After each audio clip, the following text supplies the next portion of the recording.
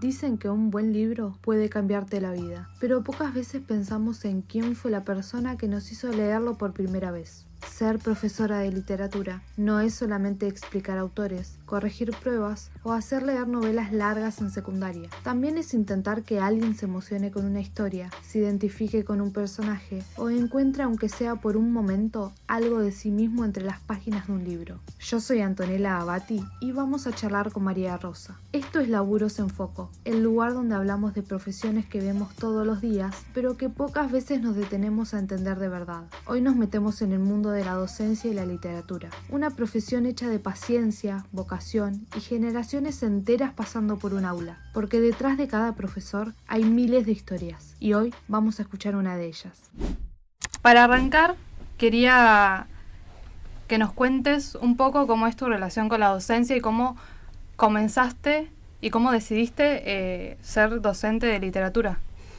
En principio, me acuerdo desde que tenía 7, 8 años, que jugaba con mis vecinitos y yo era la maestra, ¿no? O sea que yo creo que mi frase de la vida es: yo nací para ser profesora o docente, pero ponele, en este caso me tocó ser profesora, y después madre de mi hijo. Y para las dos cosas me costó aprender. Primero porque estudié en la Universidad de La Plata, soy profesora en letras de la Universidad de La Plata, y podíamos elegir entre griego y latín, y yo elegí griego y latín. Podíamos sí teníamos inglés y francés, porque e hice materias que no entraban en la currícula porque no me podía volver a mi casa. Es decir, claro, si vos vas en la costera incluso, tardás 1 hora y media. Entonces yo, para aprovechar, me iba a la biblioteca y leía. Claro. Entonces como que me preparé para más eso. Conocimientos de paso. Sí, me servía. A veces lo hacía por placer y a veces cuando tenés parciales no hay placer posible. Uh-huh. Y después, esto que les contaba recién, mi hijo tiene parálisis cerebral motriz, no intelectual, quiere decir que literalmente es un genio, toca solo el órgano, le cuesta hablar, le cuesta moverse, pero... Y también tuve que aprender eso. ¿Qué edad tiene él? Ahora 19. O sea que fue como un aprendizaje doble y me costó. La universidad porque siempre yo vengo de una familia de clase media que... ¿Había ya docentes en tu familia? No. Soy la primera universitaria de la familia. Bien. El segundo es un primo mío que está acá en la UNCI como profesor de historia, licenciado, y creo que va para magíster, pero bueno, un genio. Y después mis sobrinos son universitarios. Entonces, ¿Vos saliste de la secundaria sabiendo que querías ser docente? Sí. De toda la vida. Ahí supe en 4º año, que ahora sería el 5º. Claro. Supe que quería ser profesora porque me gustaba la lectura. De hecho, arruiné mi vista con la lamparita de la cama. ¿viste? Claro, sí. Y altas horas de la noche. Claro, leyendo. y como mi papá había sido ya fallecido porque murió cuando yo era muy chica, parte del grupo de lectores, ¿viste? Entonces le mandaban muchos libros. Y cuando ya mi mamá no me podía comprar ni Corazón, ni Las Mujercitas, ni esto, ni lo otro, yo agarraba esos libros y una vez agarré Hamlet, 8 años. Empecé, leo desde los 4, pero 8 años. Y no entendí nada. Bueno, lo terminé igual, pero no entendí. Sí. Era como un claro, montón de información. A los 2 me pasó lo mismo y dije, no, esto no entiendo nada. Y después... hasta que llega un momento, claro, como que me dice, ¿cómo termina? Bueno, en Puerta en Abismos, listo. Pero siempre lo mío fue la lectura. Y esto de ser docente me gustó siempre. Calculo que porque me gusta mucho hablar y también tengo como, digamos, una formación muy rígida de la universidad, donde si desaprobabas, donde el profesor podía cerrar la puerta a las 8 de la mañana y abrirla a las 12 del mediodía y te la aguantás. Sí. Pero tuve buenas experiencias. Éramos, 7 en griego y 120 en latín, porque era común a materias como el inglés, por ejemplo. Claro, sí. pero tengo mis mejores recuerdos y mantengo amigos todavía de esa época. Para retomar un poco tus inicios, ¿cómo recordás esa primera etapa de después recibirte y dar clases? En realidad di clases antes de recibirme. Bien. Porque había una escuela junto con una compañera, con una amiga que era un año menor que yo. ¿A qué edad? A los 23. A los 23. Necesitaban una profesora sí o sí de letras, de lengua, y una profesora de Derecho. Y le dijimos, bueno, a nosotros nos faltan materias, nos faltaban ponerle 5 materias para recibirnos. Y nos dijeron, como éramos de la escuela, nos dijeron, bueno, no, la bancamos y háganlo. Y al año siguiente me pidieron, ya trabajaba de noche en una escuela del Estado, y no tenían a profesora de literatura hacía 2 años. Un montón. Era muchísimo. Entonces me dijeron, ¿cuánto te falta? Bueno, 2 materias me faltaban ponerle. Bueno, sí, dale, ya está. Sí. Bueno, después, ya está, tener el título es algo así como... cuando nosotros dábamos las materias con mis compañeros, después era por materia. Vos te metías en la materia que sabías que podías, que te gustaba más. Sí. Pero había, como digamos, no podías hacer literatura argentina en segundo año ni en primero. Claro. No. Y siempre decíamos lo mismo. En realidad, esto es como un embarazo y queremos un bebé de 4 años, es decir, sí, de 4 meses, es decir, o 4 kilos. 4. El 4 era fundamental. Claro. Gracias a Dios no tuve muchos, pero entonces ahí empecé, digamos, a trabajar ya. Y trabajaba de noche. O sea, trabajaba de 6 a 22:30 por ahí. Y a la mañana en la otra escuela. En la otra escuela. Y así, bueno, me fui haciendo y después me llamaron de la última escuela donde estuve. Tengo 33 años de antigüedad. 32 en esta escuela. Y ahí me quedé también en todos los 3 turnos. Después ya se hicieron 2 turnos. Y me quedé hasta el 29 de marzo de este año. Donde me jubilé. Bien. ¿Trabajaste en muchos colegios? ¿O siempre fueron como por ahí los mismos en distintos turnos? No, trabajé, bueno, de hecho hasta 3 años atrás trabajé también en el San Felipe Berici, que está ahí por Perón. Trabajé en el San Gabriel, cerca también de ahí. Después di clases a las maestras en la 83, que está enfrente del Piedrabuena, donde yo trabajaba. ¿También diste clases? Sí, porque había que como... en realidad eran como especializaciones, claro. Clases como... Porque, más específicas. Claro, sí. Hay un tema con esto de hacer el profesorado de lengua y literatura y ser universitaria. ¿Por qué? ¿Por qué? Porque, por ejemplo, estas chicas tenían mucho de lengua. Entonces, como era una escuela enfrente de la otra, las que estaban estudiando del otro lado venían a que nosotras hacer las prácticas con nosotras. Entonces, un día le digo, que después fue compañera mía en otra escuela, la chica, eran 4. Y le digo, bueno, fácil, vamos a hacer algo más fácil. No las iba a matar, aparte yo, digamos, hay que tener un poco también de coherencia. Sí, obvio. Y le dije, preparen Horacio Quiroga, los cuentos, y después me explican cómo son los cuentos, explican desde ahí a los chicos cuál es el género. Dice, no, es que no leímos Horacio Quiroga. Ah, bueno, ¿y qué leyeron? No leímos. Interesante. Entonces me crucé, le dije al regente que me esperara, el regente era el esposo de la directora de enfrente. Entonces le pregunté, o saquen literatura, o hagan algo, porque sí. no se puede. Y bueno, después algo cambiaron, supongo que mejoraron, y no tiene que ver con que la universidad sea mejor, tiene que ver con la estructura en que está formado, ¿sí? Yo tardé, por culpa mía, ponele 10 años en recibirme o un poco más, pero yo estudié con la chica que fue primer promedio nacional y lo hizo en 8 años. Claro. Es decir, no es como uno va, no es una carrera a ver quién es mejor, quién es peor, quién tiene más nota, quién tiene menos nota. ¿Siempre dentro del aula y con alumnos de primaria o secundaria? Secundaria. Secundaria. Bueno, tuvimos esto de la EGB y todo eso cuando vino, ¿te acordás que se dividían en polimodal?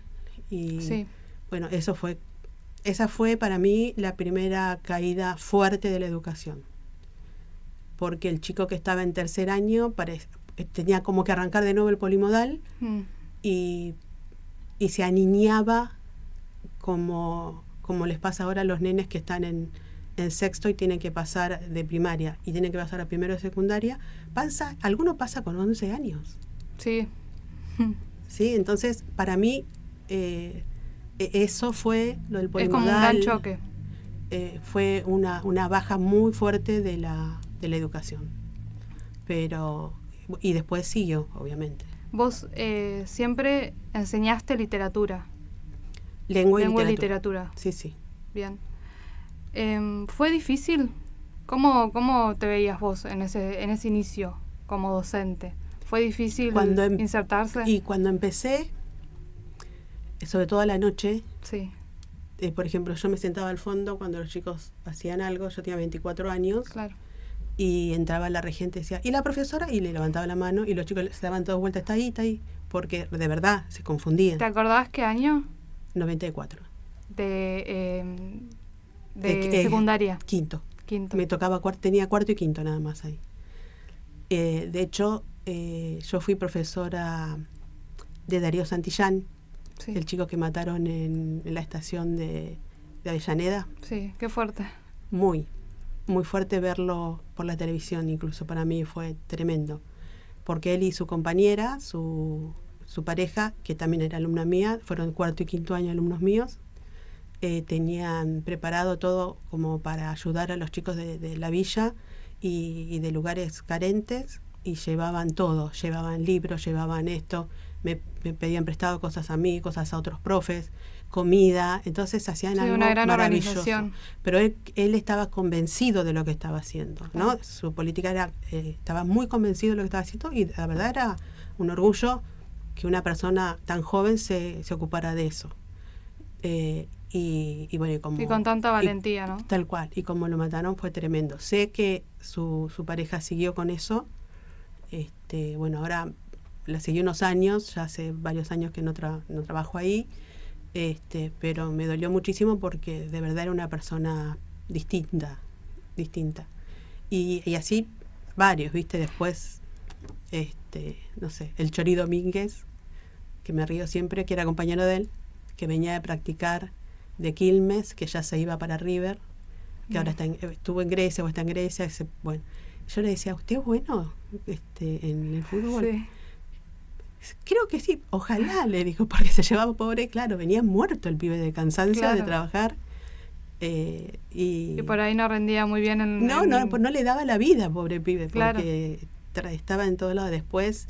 Pero bueno, ese chico fue también muy, muy amoroso, porque cada vez que venía a la Argentina, y ahora lo sigue haciendo, ayudó a la señora de enfrente que lo cuidaba cuando él iba a la escuela. ¿Viste? Le compró la casa, le compró un auto a su amigo. Después ayudó a todos los pibitos del barrio. Bueno, esas cosas, sí, que pasan con la gente común y buena, sí, básicamente. Que si tiene la posibilidad termina siempre ayudando. En la gran mayoría de los casos a quienes estuvieron ahí. Tal cual. Y desde los inicios. Y el tema de empezar a la noche con chicos bravos en el sentido no agresivos, pero bravos en el sentido que se te paraban y te podían contestar. Confrontaban por ahí, también eran adolescentes, ¿no? Pero excelente, confrontar para mí en el mejor sentido. Sí. Y desde una posición de la adolescencia, que también, claro, ahí quiero entrar también. Entonces, que eso cambió rotundamente. Y incluso con los cursos mayores. Los menores, olvídate. Incluso podíamos hablar, entonces, no sé, por ejemplo, yo daba Martín Fierro, que lo daba entero, lo doy entero, lo di hasta el año pasado entero, pero porque me parece que hay libros que hay que leer sí o sí, no porque sean argentinos, hay que leer autores, hay que leer Cortázar, hay que leer García Márquez, hay que leer Borges, hay que leer, no sé, Shakespeare, hay que leer esos libros. Y entonces la confrontación es, no, pero a mí me parece tal cosa, y eso para mí era súper fructífero, que el chico pueda hablar y debatir con vos, es lo mejor que le puede pasar. Entonces yo los dejo hacer eso, que debatan. Lo mismo que, por ejemplo, para los más chiquitos, tuve todos los cursos, pero este último tiempo, segundo año arrancaba. Segundo año. Y ya venían de saber leer teóricamente, pero no sabían el abecedario. Claro. Tampoco escriben en cursiva. Sí. Ya es otro idioma. En imprenta eso, y en imprenta mayúscula. En la minúscula les cuesta. Uh-huh. Es un tema también, ¿no?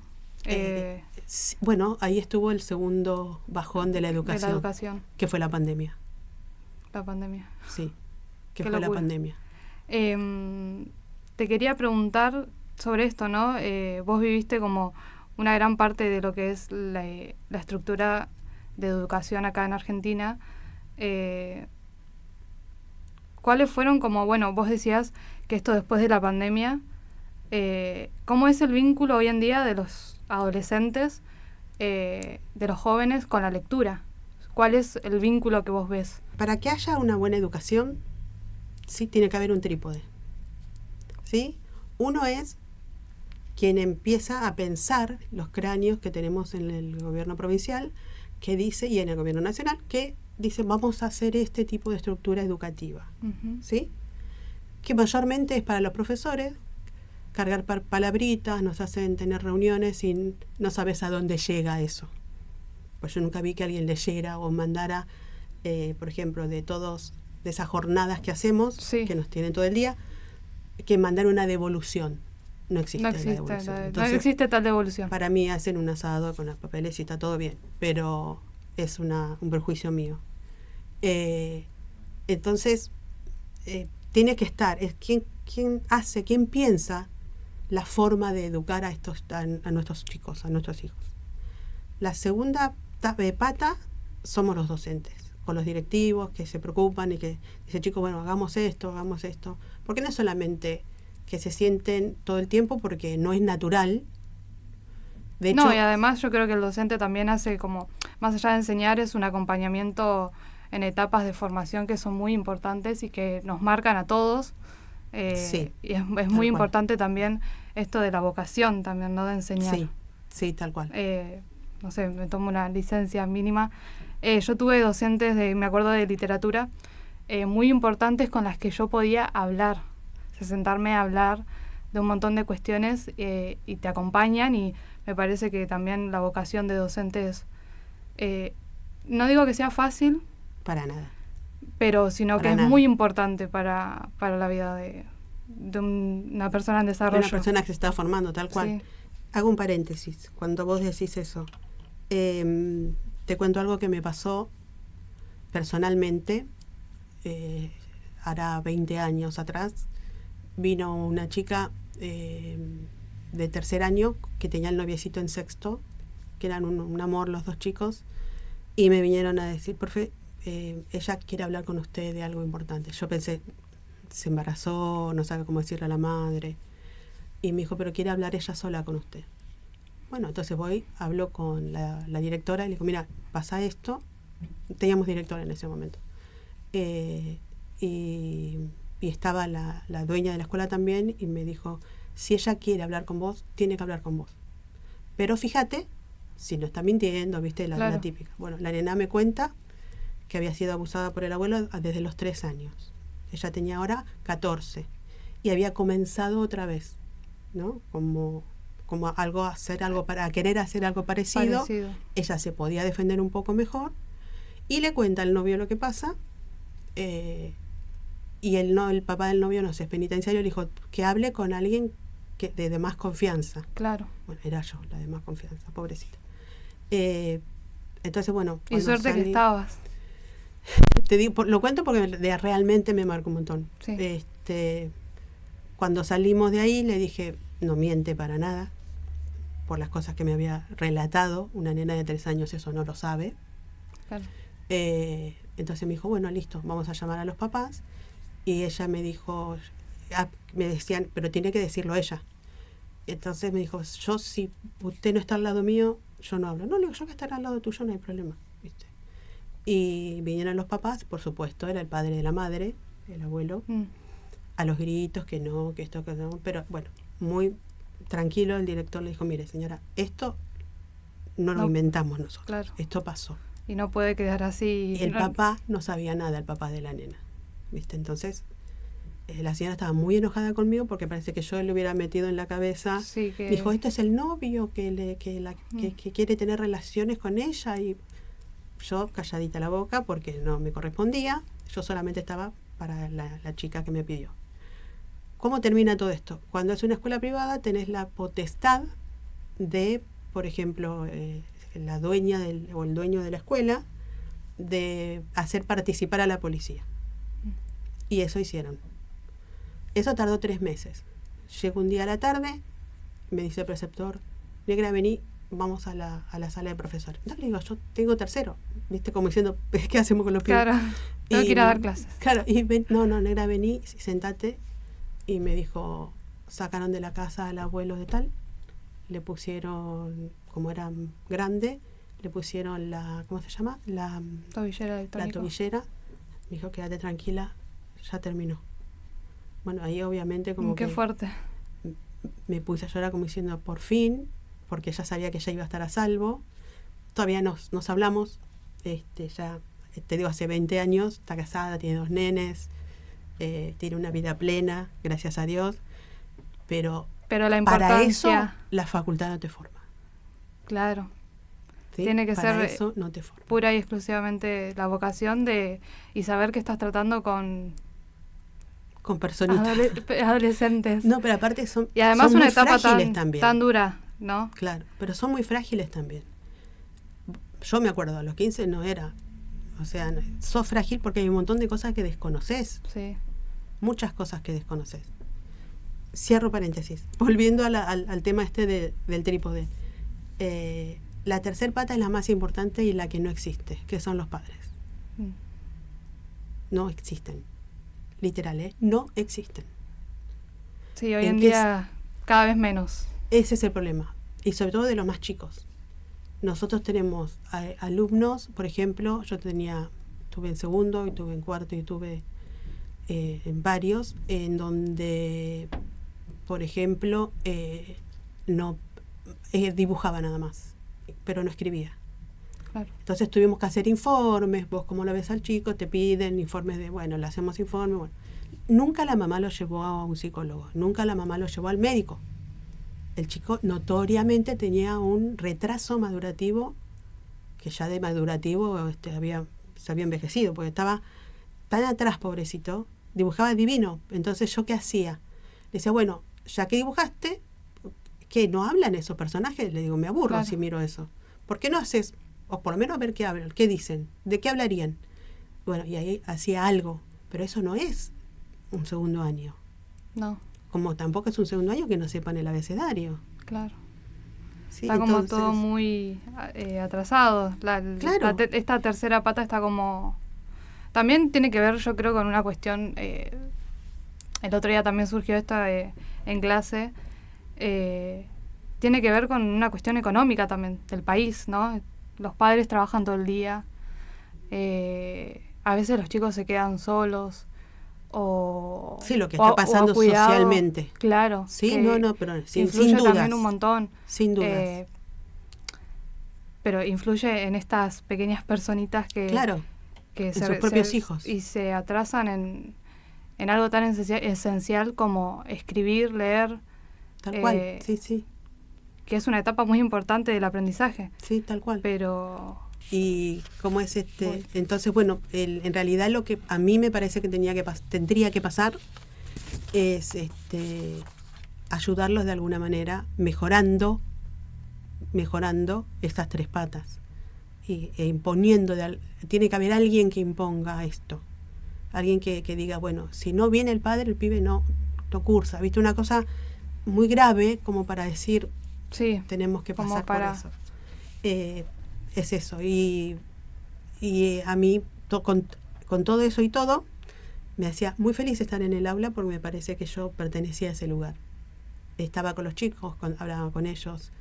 Viste, los de segundo año del año pasado terminaron haciendo apuntes, cosas que hoy gente que entra a la universidad no lo sabe hacer. Sí, no, es nulo. Tal cual. Y por eso extrañé toda una semana. Estuve un poco así, no hice nada cuando me jubilé porque era como haber hecho bien. Yo me podía haber jubilado a los 50, como cualquier docente. Y me jubilé a los 56. O sea que... Por una cuestión de querer estar en el aula, ¿no? Sí, pero como también me perdía cosas de mi hijo, no me gustaba tanto. Entonces decidí eso. ¿Era lo mejor? Creo que sí. Espero que sí. Después de tantos años enseñando, ¿cómo fue esa primera semana? ¿No? Después de 33 años. Sí. 33 años. No sé. ¿Cómo lo sentiste vos? Cuando me enteré, era ponerle... Siento que debe ser un vacío también, ¿no? Sí. Ya no sos. Claro. Así como uno es hijo, padre, ya no sos docente. Ya no sos profe. Aunque siga dando clases en mi casa especiales para estos chicos, pero... ya no tenés a ese curso esperándote. Encima me hicieron una hermosa despedida, pero yo fui que iba a ser a la tarde. Entonces yo pasé a la mañana, en el primer día de clases, en el segundo día, porque el primero me parecía mucho. Entonces pasé salón por salón de mis alumnos, ya sabían mis compañeros, y le dije, así quietito como están, les vengo a contar esto, no se paren, quédense sentados, y los fui y saludé a uno por uno. ¿Viste? Me abrazaba una nena que se había rapado y qué sé yo, entonces a ella sí le puse mi número de teléfono, le digo, yo voy a estar acá si me necesitas. Era muy chiquita y estaba pasando por un momento raro. Después, los de sexto, justo había una compañera que fue mi compañera mía de jardín, era la profesora de inglés, dijo, un aplauso para la... No, digo yo, ¿viste? Y se me vinieron todos gigantes y me dice, le vamos a gritar por ahí, porque habían hecho una obra de teatro y entonces me iban a gritar los personajes cuando me vieran en la calle y todo eso. Después, el llanto de ellos como si fuera, no sé, la tía, ¿viste? ¿No? Fue muy fuerte. Es que yo que viví la jubilación de alguno de los profes en secundaria, es muy fuerte. Es como...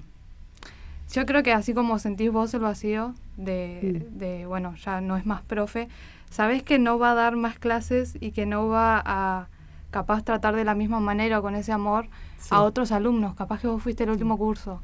Sí. Y te pones yo como alumna me ponía a pensar eso y era como, qué loco, ¿no? Qué fuerte y es como, yo me sentía como muy agradecida también. Sí, obviamente que el llanto para mí es agradecimiento, es cariño. Tal cual. No es que uno busque el cariño de los chicos, sino que sin querer se los estás dando. Pero... Y es tan mutuo también. Sí, obviamente que es mutuo, sí. De todas maneras tengo que decir que sentí que me sacaba una mochila de 80 kilos de la espalda, porque era agotador. Sí, trabajar 2 turnos completos me aturdía. Y había trabajado 14 años, 3 turnos, o 6, un montón, ¿viste? Entonces, ¿por qué? Porque me cansé de esto de salvemos a los chicos. Todos los meses tenemos para que puedan rendir. Todos los meses pueden rendir. Si terminan, igual se llevan materia, el año que viene también la pueden rendir todas juntas. Claro, cuando llegan como a que sexto, se estira. Claro, llegan a sexto y todos salen promoción, o sea, todos promocionan. Pero es una gran mentira, eso es para hacer número en la provincia. Claro. Porque sí, todos tienen el papelito que se cuelga, todo lo que vos quieras, pero no el analítico. Claro. Y van padres a preguntar, me pasó en el San Felipe Benici, que fue un papá a preguntar, y la preceptora le dijo, fulanito, dice, creo que tiene 3 materias nada más. No, dice, tiene 3 materias de sexto, tiene 4 materias de tercero, tiene 5 materias de segundo. Pero se recibió. Claro. O sea, para el público tenemos tantos chicos recibidos o terminaron egresados. El secundario, egresados. Y también es una falacia, ¿no? Una gran mentira. Sí. una gran mentira.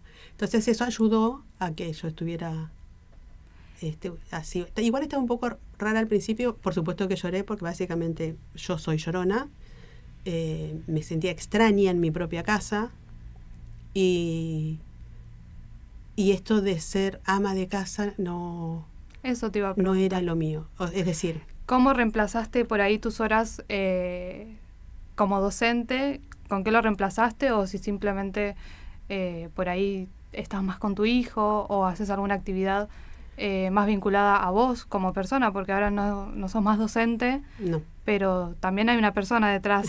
Sí. Así, esa mochila fue cargada por alguien, Sí. por un ser humano. Tendría que haber empezado este año, pero en realidad hace 3 años hice lengua de señas y terminé el año pasado. Y me dije, tendría que haber empezado después de jubilada. Pero bueno, sí me sirve mucho porque mi hijo va a una escuela especial en Capital y lleva mucho tiempo. Entonces, por ese lado me encantaba. Después me encantaba esto de no tener, si quiero no hago nada. Claro. Si quiero, ¿viste? Te quedás... después de tanto tiempo, claro, tener el tiempo de ocio que también es importante. Sí, para pero llegué a un punto en el que no quería llegar, que era también ser ama de casa, que me parece que es el trabajo más difícil que hay porque es el menos remunerado, el de nada remunerado en muchas mujeres y el que parece una obligación. A ver, tengo un marido que sí, que lava los platos, que se ocupa mucho de mi hijo, todo de nuestro hijo, hace todo él, ¿no? Pero digo, en general, yo no estudié para eso. Claro. Ahora ya no siento tanto eso, siento que me gusta más, que tengo otras posibilidades y estoy preparando a algunos chicos de estos para entrar a la universidad o chicos que vienen de hace, no sé, tengo un alumnito que viene, la mamá es amiga desde 3er grado y ahora está en 3er año, solo para verme, porque dice que si yo le corrijo las cosas, él se siente más seguro. Está bien, digo, ¿viste? No tengo problema, entonces hago esas cosas y después, bueno, y hago otras cosas también, no sé, ahora empiezo otra vez el gimnasio, que no, ya lo había dejado, ¿viste? Salgo con mis amigas, voy al cine, puedo ir a tomar mate con quien sea. Tiempo o para puedo vos. estar para alguien que me necesite, que te necesita. no sé, ¿viste? Y según en mi casa lo que me dicen es que están más contentos porque yo tengo otra cara, es cierto, vos cuando venís cansada de 12 horas de trabajo no podés darle mucho a la familia, entonces ahora estoy para ellos. Claro. Me encanta cocinar, o sea que invento cosas y está bueno. Te das ese lujo, que por ahí en sí. mucho tiempo no pudiste. Sí, tal cual. Y leo como loca. Sigue presente la literatura leo ahí. como loca, sí. Volví a leer Rayuela. Después leo por el celu a veces a la noche libros que me gustan. Y sí, es eso. Pero es difícil porque también hay que aportar la plata, que gracias a Dios no me bajaron tanto porque tenía mucha antigüedad. Claro. La antigüedad ayudó. Así que no tiene que ver con la plata, pero yo creo que, a ver, todos los jubilados se van a sentir bien el día que no tengan que elegir, no es mi caso, ¿no? Pero que no tengan que elegir, digamos, jubilados ya más gerontes, más grandes, sí, que en un mes comprar la medicación o comer. ¿Viste? Cuando haya un gobierno que pase eso, vamos a estar todos mejor. ¿Sabes qué te quería preguntar? ¿Qué te dejó la docencia como persona, no? Esto de por ahí estar con y para también, ¿no? No solamente enseñando, sino con ellos. ¿Qué es lo que te dejó? Sí. ¿Vos diste eso de tu parte? Sí, ser docente es donarse. Claro. Darse uno al otro. ¿Qué me dejó? Enseñanza misma de los chicos, que cualquier chico puede aprender si tiene el mínimo de ayuda, y que debería haber más personas que se ocuparan de la formación de nuestros nenitos, que van a ser adolescentes, que van a ser adultos, porque ahí es donde está perdiendo la Argentina. los educandos, como decían los alumnos, ya no están aprendiendo. Los chicos, ya no hay escuelas, por ejemplo en Jujuy, ya no hay escuelas en el monte, ponele, ¿no? Sí. Donde, entonces eso a mí me escuelas da de frontera mucho también, ¿no? miedo, me da mucho miedo, porque se está logrando, calculo yo, porque no hay una preocupación ni ocupación, que haya más ignorantes. ¿Qué es lo más gratificante que te dejó la docencia? Que recuerdes, algo que te haya marcado, que vos digas, esto no me lo olvido más, que lo vas a tener siempre ahí, en tu memoria. ¿Qué fue lo más gratificante que te dejó? El otro día me encontré con una alumna, exalumna ya hace 5 años, y me dijo, los viernes tenían conmigo 3 horas seguidas, ¿viste? Y las últimas, se querían matar, pero bueno. Y cuando la vi, me dijo, ¿no la puedo abrazar? Me dijo, obvio, ¿viste? O otra que me vio me dijo, ¿es ella? ¿La podemos abrazar? Bueno, calmate, le digo, vine a buscar un poco de pollo para comprar. Pero, y esta chica me dijo, nosotros no nos íbamos porque sabíamos que venías vos, ella ya me tuteaba, que venías vos y sabíamos que iba a estar bueno. Porque vos hablás bueno, contás bueno y nos divertimos y nos dejás hablar a nosotros. Claro. Como hablamos nosotros. Yo le decía, si el libro dice culo, si el cuento dice eso, ustedes tienen que decir culo. Claro. O sea, porque está en el texto, Sí, no lo sí. están diciendo por brutos. Eso es lo mejor que me pasa, es ver, porque me lo demuestran, que hice las cosas bien, porque lo primero que supe hacer, me parece a mí, fue respetarlos. Y respetarlos significa estar bien preparado para lo que ellos necesitan. Y si pudieras volver por última vez a alguna de esas aulas, alguno de esos cursos, ¿qué les dirías? Gracias. Por última vez. Lo que les dije. Gracias, porque yo aprendí con ustedes, quizás más que ustedes, y que por favor, les rogué, por favor, nunca dejen que alguien les diga que no pueden hacer nada. ¿Sí? Aunque no haya plata, aunque no tengamos zapatillas, les digo, siempre algo se puede hacer. Y si no, busquen ayuda. Pero según ellos lloraban porque, ¿y ahora quién nos va a retar? ¿Y ahora quién nos va a hacer bromas? Porque yo por ahí iba y les pegaba en la cabeza así, que no se puede, pero los chicos se mataban de risa y como también tengo alumnos de padres de alumnos, o sea que, viste, era como un montón. Y es eso. Ellos me dieron más amor del que yo le podía dar. Amor en el mejor sentido, en el sentido de agradecimiento y en el sentido de entendemos que vos nos querés preparar, porque les enseñamos hasta, bueno, incluso ahora las profes también lo hacen, de la escuela, enseñamos hasta hacer los currículum, ¿viste? Ayudarlos para lo que se viene. Y pensando también en aquellos adolescentes o jóvenes adolescentes que quieren empezar en la docencia o que están pensando, capaz alumnos tuyos también, que dicen, me acuerdo de María y quiero ser docente, y quiero ser docente de literatura. ¿Qué les dirías? ¿Qué consejo les darías? Si te estuvieran escuchando. Lo acompañaría, ya lo hice. Tengo una profesora a quien quiero mucho porque la conozco de chiquita, fue alumna mía, fue compañera mía, y a ella le gustaba, por conocerme a mí, quiso aprender lengua y literatura, y yo te juro, no me acuerdo, pero ella me dice, y vos me acompañaste a anotarme. Dice, y me sentí súper acompañada. Y me dijo, era para ser como vos. Me dice que por ahí no lo... Y es una excelente profesora.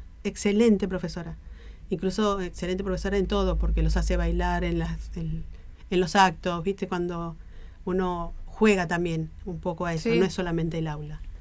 ¿Pero qué les dirías a esos...? Bueno, esta es la chica que terminó formándose acá en la UNCI, después del terciario. Les diría que se formen bien. Estaría bueno que haya un acompañamiento psicológico también para los que van a ingresar a ser docentes. A la docencia. porque es muy difícil, es muy difícil. Hay chicos que mienten, hay chicos que hacen lío, pero de esos que son bravos, que lo vemos en la tele, y me parece que también ahí está fallando el sistema, ¿no? Esas 4 patas también, ¿no? Sí, esa sería la cuarta. La cuarta sería lo que se viene. Lo que se viene, bueno, es la formación docente.